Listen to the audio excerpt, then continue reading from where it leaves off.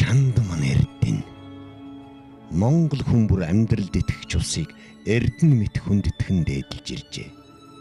Уул усандаа сүсгэлэн мөргөж, ундаасан ус минь, угаасан ус минь гэж дээдлэн дууддаг байв.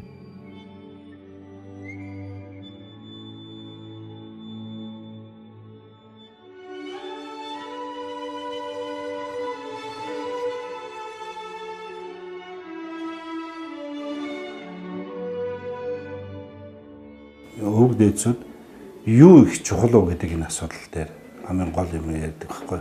Тэр нь бол Чандман Эрдэнэ гэдэг асуудал. Энэ бол ус. Хэрвээ ус байдаггүй бол тий гिचнээ шилэн байшин бариад яах юм, гिचнээ тансаг өөрөө таслага тавьж, гिचнээ одоо мебель тавилга авчир тавиа яах юм хуураа тий. Тэгэхээр усгүйгээр хүн хэдэн хоног амьдрч чадахгүй гэдэг шиг яг тэр одоо сайхан тансаг орчинд хэрвээ ус байхгүй бол удаан бид нар тийм жаргалтай тавтай төгтөй байж чадахгүй байна. Чандман Эрдэнэ гэдэг бол усны химийн тавь юм. Монгол улсын нутаг дэвсгэрт цэвэр усны нөөц байсан. Байгаа. Байхгүй болгоч эрсдэлтэй. Усгүй болчихвол Монгол улсад хүн үлдэх үү? Энгийн хэрнээ эргэлзээ, тэнгэлзээ төрүүлэх асуулт. Асуултын хариултыг алс дэртэгээс биш, амьдралаас авах болчихжээ. Улаанбаатар хот 1.3 сая хүн амтай. Ундны усны хэрэглээнийхэн 90 гаруй хувийг гүнээс авч байна. Туулгын сав дагуух гүний худаг нь нийслэлийн иргэдийн ундаалах усны их үүсвэр. Усны хэрэглээ буурах ус өсч нэмэгдэж байгаа. Ийм нөхцөлд уух усгүй болох эрсдэл тун ойрхон байна. Яг ус угийн удирдах газраас хангаж байгаа усны хэмжээ бол 150 мянган метр куб усыг нийслэлийн хэрэглэгчид түгээж байна. За мөн одоо нийслэлийн туулгал дагуу байрлалтай энэ дулаан цэглэгээ станцуудын гүний худгууд, за мөн энэ гэр хороололд байгаа аж ахуйн нэгжүүдийн өөрсдийн гаргасан гүний худаг гэдэг энэ бүх усны хэрэглээг аваад үзвэл нийслэлийн хэрэглэгчид хоногтоо 300 мянган метр куб усыг гүний усыг хэрэглэж байгаа. Тогтоосон нөөцгээд 1988 онд одоо сайд нарын зөвлөгж явахд бол тогтоосон усын нөөцөөр л яваад байгаа юм л та. Энэ бол 230 мянган метр куб хоногт ийм хэмжээний усыг бол Улаанбаатарын туулгын савгаас авч ашиглаж болно гэсэн дүгнэлтүүд байгаа. За энэ дээр нь нэмж одоо дээд их үүсвэр гээд гашуурт их үүсвэр гээд бас тодорхой хэмжээний их үүсвэрүүд нэмэгдэж байгаа. За энэ бол нөөц талаас. Ер нь туулгын сав газар гэдэг бол зөвхөн Улаанбаатар хот биш юм л да. Төв аймгийн 100 мот хот, тэгэд нийтдээ 5 аймгийн 30 гаруй сум ингээд энэ том нэг сав дотор байна. Тэгэхээр ерөөсөө ус бол савн дотор л байдаг, савн дотроо бүрэлддэг. Тэр сав маань хэрвээ хоосрох юм бол мэдээж хэрэгтэй хоосон савн дотор амьдрал байхгүй. Ийм цаг ойрхон байна. Эцэс төгсгөлгүй мэт аашлах шаардлага бидэнд алга. Ирээдүй хойчон уух устай үлдээхийн тулд өнөөдрөөс өөрчлөлтийг өөрөөсөө эхлэх цаг болжээ. Энэ тоо бол Монгол улсын байгалийн усны нөөц. Нүднийхэн цэцгийн мэт хайрлан хамгаалах Чандман Эрдэнэ. Өнгөрсөн хугацаанд бид энэнийг хамгаалж чадсан уу? Бид усандаа яаж хандаж ирсний бодит жишээ хатан туул.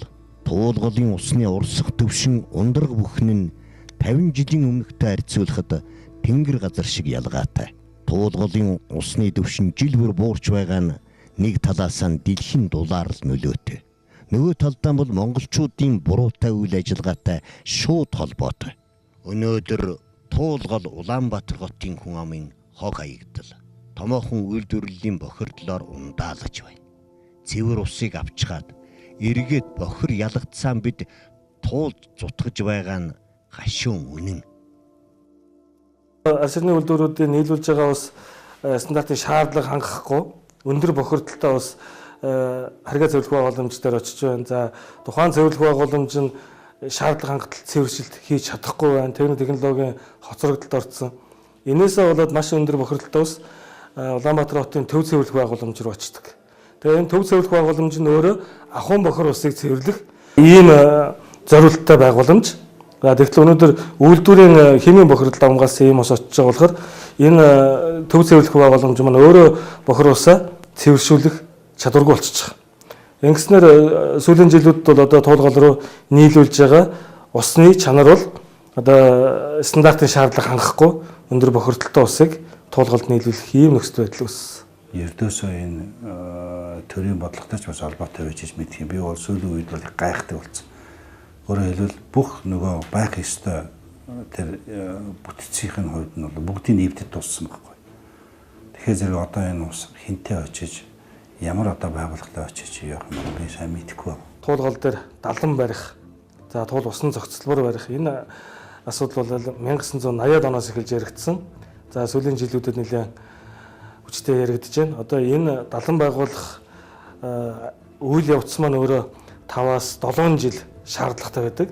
Тийм учраас өнөөдөр бид энэ асуудлыг ярьж ажиллаа эхлэхгүй бол одоо нөгөө усны гачигдалд орсныхоо хойно одоо бид далангаа барина, гадаргын усыг онд ахуйдаа ашиглана гэж явах маань цаг оройтсан асуудал болох гэдэг. Худгийн усны түвшин доошилж байгаа нэтэр гэхээр энгийн хүний нүдэнд бас харагдахгүй учраас эхлээд бол хүн ерөөс энд үнэмшдэггүй, итгэдэггүй тийм юм байдаггүй гэж маргадаг байсан. Одоо бол энийг харин хүлээн зөвшөөрсөн байгаа. Бидний нүдэн дээр үзэгдэж байгаа нэг бодиттой энэ усны хомсдол нүүрлээд байгаа бодит жишээ бол туулгал ширэгдэх те. Хаан ширэгдэх гэхээр яг энэ Улаанбаатар хотын суурьшлийн бүсэд төвийн их үүсвэргээд одоо Дүнжин гар худалдааны төв гэж байдаг маршлийн гүүр байна. Тэр хэсэгт нэг хэсэг ингээ хураа сайр болдог. За тэгээ жоохон доошоо явж байгаад энэ станцын уртлаар бас хураа сайр болдог. Энэ юуг харуулж ийнү гэвэл ерөөсөө л одоо наад Улаанбаатар хотын чин доор байгаа газрын доор ус нь хөрөлцөхгүй болж ин шүү. Та хэдмэн одоо усны гачаалд орох нь байна шүү гэдгийг байгаль өөрөө энэ харангийг дэлдээд байгаа. Энэ нөөц бол Улаанбаатар хотод бол бүр газар дур баа гүний ус 500 м гэдэг чим тэрнээс доош гүнд бол ус бол байхгүй гэж ярьж байгаа. Тэгэхээр Улаанбаатар хотын одоо гүний газар дурх ус гэдэг бол үндсээр 30-аас 70 м гүнд байгаа. Энэ одоо туулгын сав газрын хурдс үүссэн ийм газар дурх усны нөөцөс бүрдэж гинэ гэсэн ийм одоо асуудал байж идэг. За энэ дээр манай гидрологчдын судалгааг бол бас хийгээд Улаанбаатар хотынхаа нөөцийг одоо бид бол энэ хөдөлгөөнд нөөцийг яг 20 жилд нэг удаа дахиж тодорхойлж явах хэрэгтэй байдаг байхгүй юу? Тэр өөрөө нөхөн сэргийгдэн. Тэр нөхөн сэргийгчийн хугацааг нь бол бид нар бас аваад хэрэглээ асрах өндөр болчих юм. Нөхөн сэргийгдэх чадвараас чадамжаас нь өндөр хэрэглээ авчих юм бол одоо энэ бол асуудал бол үүснэ. Өнөөдөр цэвэр усны маань үн хэтэрхий бага байна. Цэвэр усны үн бага. За бид нэр саарл усыг цэвэршүүлээд гаргах зардал маань өртөг маань өндөр болно. Тэгэхээр өнөөдөр хамгийн бага өртөгтэй цэвэр усаа карантинаас аваад одоо машинаа угаачих бүх юмдаа энийг ашиглах нь за одоо хэрэглэгчтэй хувьд л эдийн засгийн хувьд ашигтай болчихж байгаа. Гадаргын ус хурд тунцаар тэжээгддэг. Монгол улсын томоохон голын 70 гаруй хувь нь Алтай, Хангай, Хинтийн руу хөвсгөлийн улсын өндөрлөг хэсгээс их авч усны нөөцийн 30 гаруй хувийг бүрдүүлдэг. Энэ нь уулархаг бүс нутагт хурд тундас илүү ордогтой холбоотой. Гэхдээ сүүлийн жилүүдэд Монгол улсад унах хурд тундсын хэмжээ буурах болсон. Энэ нь томоохон гол нуурын усны түвшинг буурахад нөлөөлж байна гэхэд болно. Хурд тундас маань тодорхой хэмжээгээр хөрсөндөө нэвчээд ургамал ургах нөгөө ногоорох тий ногоо гарах энэ нөхцөлийг бүрдүүлж өгч байгаа. Нэг хэсэг нь бол дээшээгээ ууршина. Нөгөө орсон хурд тундасны чинь дээшээ уурших нь бас муу юм биш. Уурших хэмжээгээр бидний амьдарч байгаа орчны нөгөө хуурашилт, тоосчлт багасдаг. Тэгэхээр энэ хурд тундас гэдэг бол үнэхээр байгаль дэлхийгээс биднэрт өгч байгаа хамгийн том одоо баялаг олз сургуультай юм байгаа. Дэлхийн одоо дулаар л энэ хөлөмжөйтэй хамааралтай тийм ээ. Энэ дэлхийн дулаар л үүснээр ерөөсөө тэр мөнгө зэвдэг гэдэг зүйл маань маш эрчимтэй хайлж эхэлж байгаа Монгол орны хувьд бол энийг ноцсон судалгааны үзүүлэлтүүд байдаг юм лээ. Одоо ч гэсэн хайлж явагдаж байгаа тэрнийг бол яг тодорхой хэмжээгээр нь яг хэдийн бол мэдгүй. Тэгэхээр бол 50% хэрвээ тэр мөнгө зэвдэг маань хайлах юм бол одоо бидний гадаргын ус тийм ээ хэрэглээд байгаа гадаргын ус гэдэг зүйл маань хэмжээ нь эрс буурна. Тэр мэдээж тэр гүний ус, гадаргын ус хоёрын хоорондоо сүлбээ нь ямар байдаг юм бэ гэхээр гадаргын ус гэдэг зүйл маань бороо ус, гадны нөлөөгөөр бид нэр одоо тэр гадаргын ус маань төлжөгдөж чинь тийм ээ. Гэхдээ тэр тухайн жилд нь ган гачигтай байх юм бол тэр гадаргын ус маань гүний уснасаа авч тэр өөрийгөө тижээж идэг. Хот суурин газрыг ингээд их хэмжээгээр бариад одоо манай нийслэл хочиг ийм төвлөрөл тий хаа сайгүй байшин барилга, хаа сайгүй засмал зам, хаа сайгүй ингээд засмал нөгөө асфальтын тоглоомын талбай гэдэг ч юм уу тий ингээд бетондчих юм бол нөгөө орсон хур тундс чинь хөрс рүүгээ нэвчиж чадахгүй тэр хэмжээгээр л нөгөө ногооролт байхгүй. Усыг бол байх ёстой энэ бол хишиг мэт ингэж бурханасаа хийсэн хишиг мэт ингэ боддог. Дараагаар нь хэрэгснийхэн дараагаар даанч уваагүй царайлдаг байхгүй. Тийм болохоор зэрэг одоо хүртэл туулгаалаад хар бараа одоо ус бохирцоо усл явж илаа шүү дээ. Тэгэхээр тэр нь бол цаашаага байгалийнхаа жамаар цэвэрших тэр процесс бүр алдагдаад одоо лүнгийн гүүр дээр хүртэл бохирдолтой гарч байгаа байхгүй. Аягаар ус уух нэгэн байхад шанагаар хутгаж уух нь бий. Харин тооноор ундны усыг ууж байгаа нь ч бий. Энэ бүх хэрэглээнээс хамгийн их эрсдлийг дагуулах нь уул уурхай. Алт хөтөлбөрийн үр дүнгээр томоохон гол усны дөвшин багасж, зарим булаг шанд ширгсэн гашуун үнэн бий. Гэтэл усны нөөц багтай говийн бүс нутагт уул уурхайн томоохон орд илэрч ашиглаж эхлээд байна. Тухайлбал таван толгой, оюу толгой, цагаан сувраг, нарийн сухад гэх мэтийг нэрлэж болно. Эдгээр ордны усны хэрэглээг зөвхөн гүний нөөцөөс хангаад байж болохгүй. Ийм нөхцөлд говийн экосистем шууд аюулд учрах эрсдэлтэй. Уул уурхайн хувьд бол энэ саарл ус буюу бохир усаа цэвэршүүлээд эргүүлж ашиглах энэ асуудал бол одоо бас зарим газар хийгдэж явж байна. Бас ер нь боломжтой. Өнөөдөр бол технологи өдөрт хэдэн мянгаар төрж байна. Гэтэл бид нар энэ технологиос хоцорч байгаа байхгүй юу? Нэг хэсэг эрдэмтэд судлаачид маань ерөөсөө ингээд ямар нэгэн сөрөг нөлөө байхгүй авч ашиглаж болно. Бүгдийг одоо газрын доорх усыг сурвалж аваад тэр уул уурхайн ашиглалтанд хэрэглэж болно гэсэн нэг юм төвширсэн юу. Нэг хэсэг эрдэмтэд судлаачид тавьдаг. Нөгөө нэг хэсэг нь болохоор одоо иргэний нийгмийн байгууллага гэдэг ч юм уу тий илүү одоо нөгөө байгаль хамгаалах чиглэлийн ийм байгууллагууд болохоор ерөөсөө ашиглаж болохгүй. Ашиглал бол одоо тэр газрын суун говь одоо ер нь хүнд байдалд орно гэсэн ийм одоо хитрхи төвширсэн хоёр юм руу яваад идэг л да. Би бол яг өөрийн одоо үтсэн онол дээрээ ингээд тулгуурлаад ярихтаж гэсэн уул уурхай маш сайн хөгжөөд үр дүнтэй хөгжүүлсэн одоо Австралийн баруун Австралийн тэрд очиод үцгэд бол тэнд бол уул уурхайг хөгжүүлэх шаардлагатай ашиглах хэрэгтэй тэр ашигт малтамд гэхдээ усны нөөцөө зөв яг одоо нөгөө тооцооны үндсэн дээр байгаль орчиндөө сөрөг нөлөө үзүүлэхгүй хэмжээнд шинжилгээ ухааны үндэслэлтэд тогтоосон энэ хэмжээнд л авч ашиглах хэрэгтэй. Газрын доорх ус сэлбэгдэх тэр одоо хугацаа бол маш их удаа 2000 3000 жил ч байт юм. Цэвэршүүлсэн ус гэдэг юм одоо энэ бохир усыг цэвэршүүлээд буцаагаад ашиглаж байгаа. Уул уурхайн тэр олборлох үйлдвэрлэлийн явцад бол хөрс ухгаар хөрсөн дээрс асар хэмжээний ус гарч ирдэг.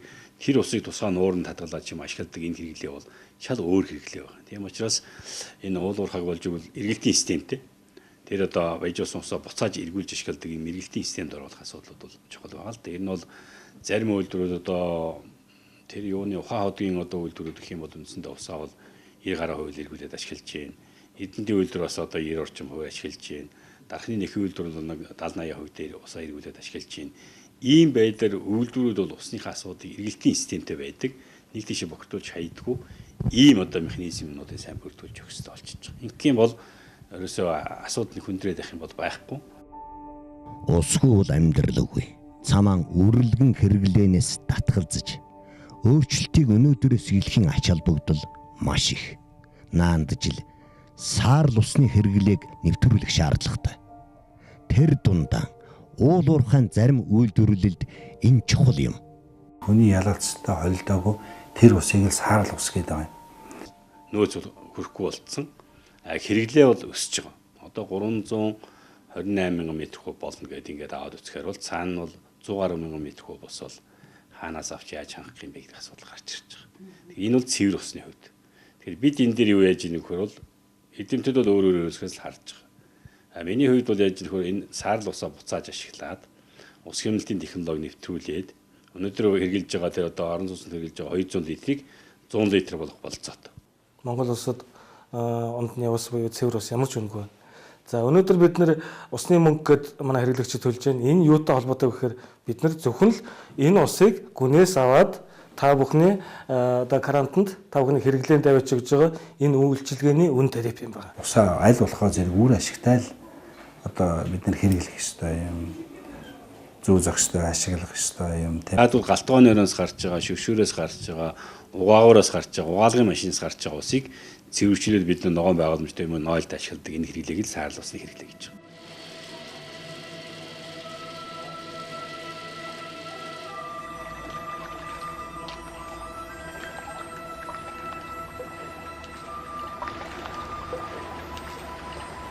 Ядаж гоож байгаа усны одоо хажуугаар хаагаад өнгөрдөг байх, сэтгэлгээтэй байх хэрэгтэй тийм үү.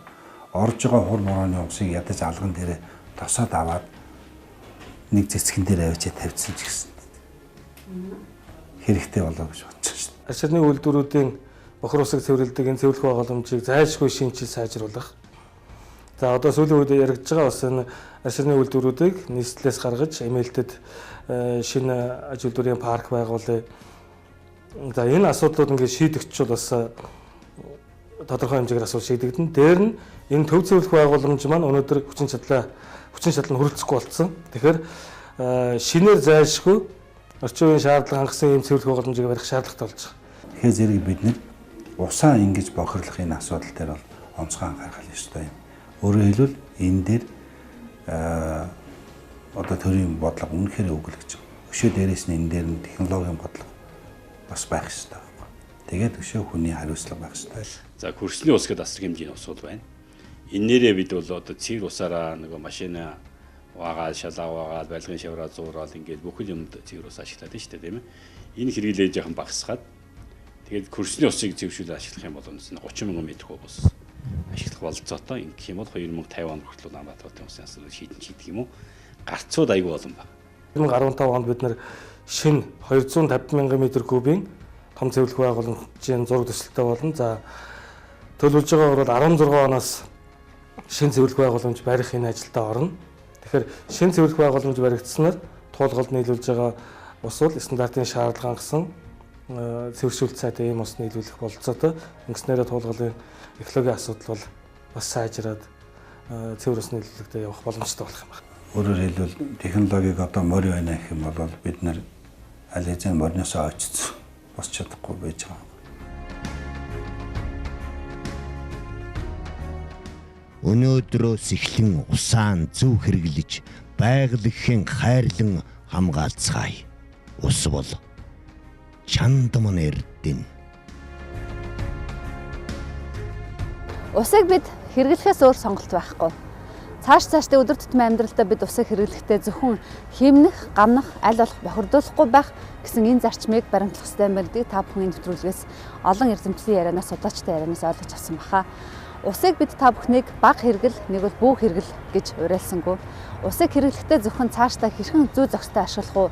Зохистой хэрэглээг хэрхэн төлөвшүүлэх вэ? Үүний тулд бид хамтдаа юу хийх ёстой юм бэ? Хүн болгоноос юу шалтгааллах вэ гэдэг энэ ойлголтыг энэ нэвтрүүлгээс та бүхэн авч чадсан бол өнөөдрийн бидний энэ багийн нэвтрүүлгийн бэлтгэсний зорилго биелж та бүхэндээ усны үнэт чанарыг ойлгуулах гэж зорьсон итгэл сэтгэл маань та бүхэнд хүрэх юмаа гэж бодож байна. Дараагийн дугаараар уулзлаа түр баяртай.